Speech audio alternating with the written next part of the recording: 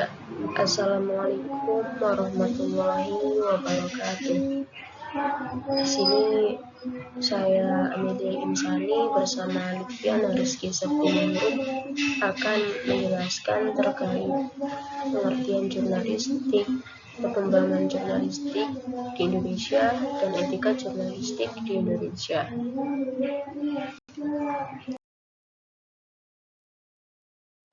Oke, next.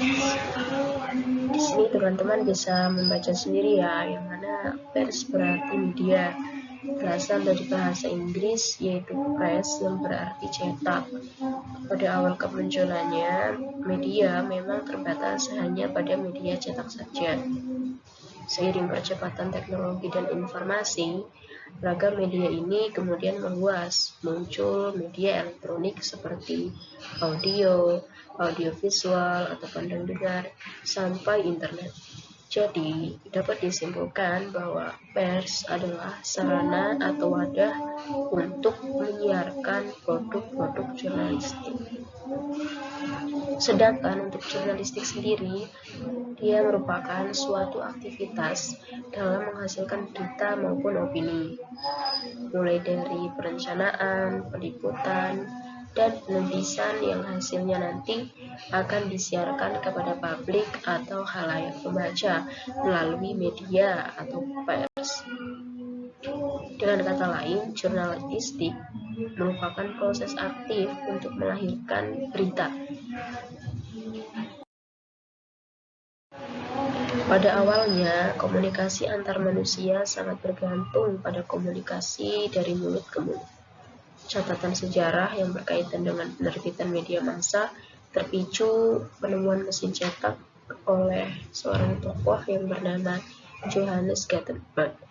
Di Indonesia, perkembangan kegiatan jurnalistik diawali oleh Belanda.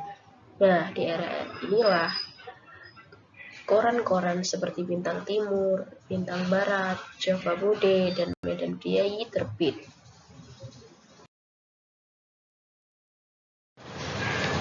Selanjutnya, pada masa pendudukan Jepang mengambil alih kekuasaan, koran-koran itu tadi dilarang penerbitannya.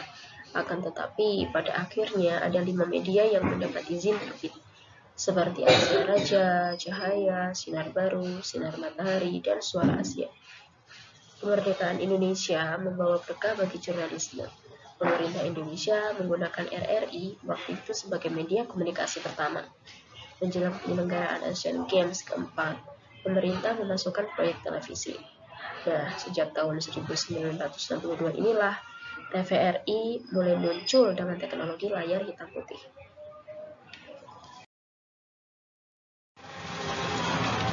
Di masa kekuasaan Presiden Soeharto, banyak terjadi pemberedelan media massa. Kasus Harian Indonesia Raya dan Majalah Tempo merupakan dua contoh nyata dalam sensor kekuasaan ini. Kontrol ini dipegang melalui Departemen Penerangan dan Persatuan Wartawan Indonesia. Apa sih pemberedelan? Pemberedelan yaitu pelarangan penyiaran. Maksudnya ketika itu media massa dilarang untuk menyiarkan suatu.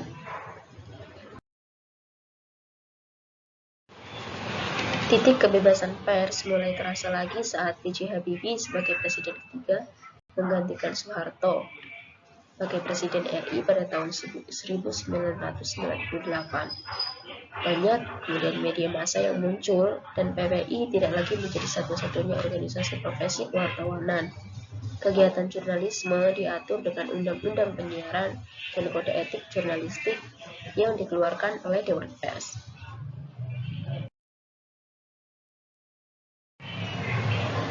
Kemudian selanjutnya kita akan membahas perkembangan etika jurnalistik di Indonesia. Apa itu etika jurnalistik?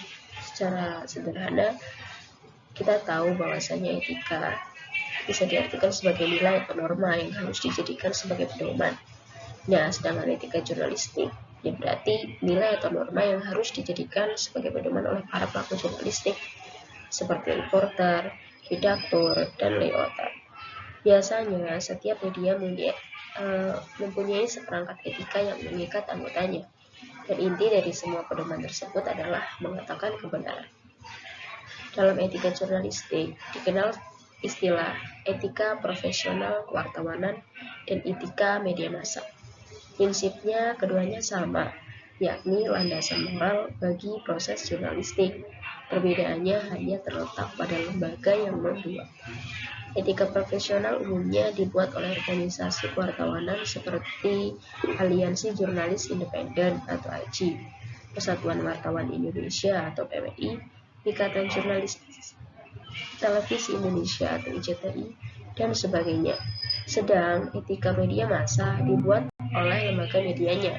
Misal, etika media massa yang dibuat oleh Harian Kompas, Tabloid Bola, Majalah Tempo, dan lain-lain. Mengapa harus ada etika?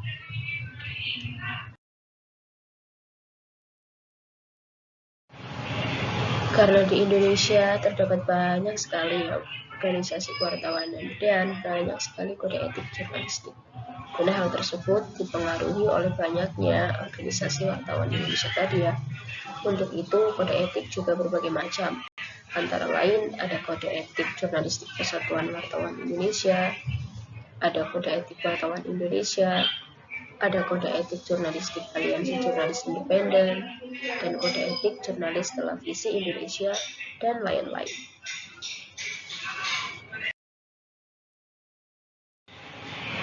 Sejarah perkembangan kode etik jurnalistik di Indonesia tidak dapat dilepaskan dari sejarah perkembangan pers di Indonesia.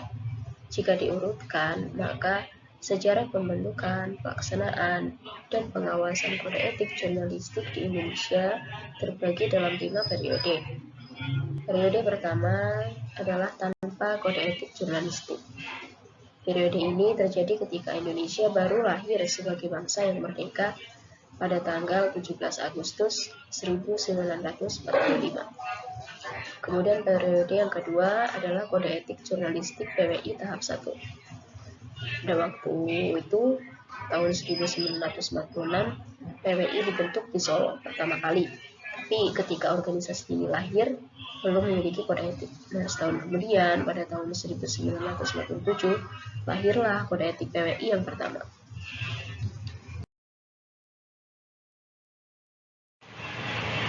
Periode ketiga yaitu dualisme kode etik jurnalistik PWI dan non-PWI. Setelah PWI lahir, kemudian muncul berbagai organisasi wartawan lain. Walaupun dijadikan sebagai pedoman etik oleh organisasi lain, kode etik jurnalistik PWI hanya berlaku bagi anggota PWI sendiri. Padahal organisasi wartawan lain juga memerlukan kode etik jurnalistik. Berdasarkan pemikiran ini, Dewan Pers akhirnya membuat dan mengeluarkan pula kode etik jurnalistik.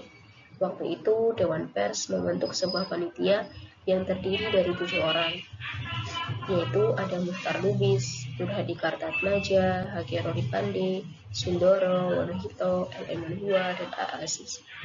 Setelah selesai, kode etik jurnalistik tersebut ditandatangani oleh Ketua dan Sekretaris Dewan Pers masing-masing, ada Budiarjo dan T. Sahril, dan disahkan pada tanggal 30 September 1968.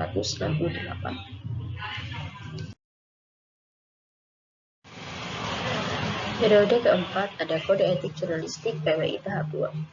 Pada tahun 1969, keluarlah peraturan pemerintah mengenai wartawan. Menurut pasal 4 Peraturan Menteri Penerangan Nomor 2/Pers/Pen 1969 mengenai wartawan, ditegaskan bahwa wartawan Indonesia diwajibkan menjadi anggota organisasi wartawan Indonesia yang telah disahkan pemerintah. Namun waktu itu belum ada organisasi wartawan yang disahkan oleh pemerintah. Nah, baru pada tanggal 20 Mei 1975, pemerintah mengesahkan PWI sebagai satu-satunya organisasi wartawan di Indonesia. Sebagai konsekuensi dari pengukuhan PWI tersebut, maka secara otomatis kode etik jurnalistik yang berlaku bagi seluruh wartawan Indonesia adalah milik PWI.